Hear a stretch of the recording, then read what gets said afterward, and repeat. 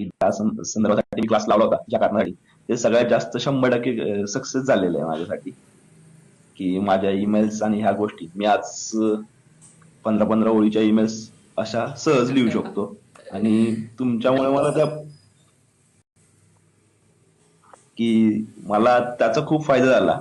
मी काही गोष्टी बऱ्याच वेळा ऑफिसमध्ये मराठीत लिहून घेतलेल्या आहेत आणि त्या ट्रान्सलेट करून, की काही शब्द करून मी त्या ईमेल्स लिहिलेल्या आहेत आतापर्यंतच्या, किंवा आता क्लास नंतर सुद्धा बऱ्याचशा गोष्टी आता मी, की मला सर्च करायची वेळ पडत नाही, मी डिरेक्टली लिहू शकतो. आणि शेवटी काय, घोड्याला पाण्याजवळ न्यायचं काम आपलं आहे, पाणी प्यायचं की नाही ते काम त्याचं आहे.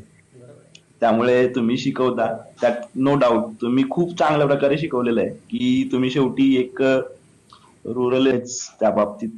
लकी हो की कुठेतरी बाबा आम्ही थोडस काहीतरी असेल आमच्यावरती देवाचा आशीर्वाद म्हणून तुम्ही भेटलात.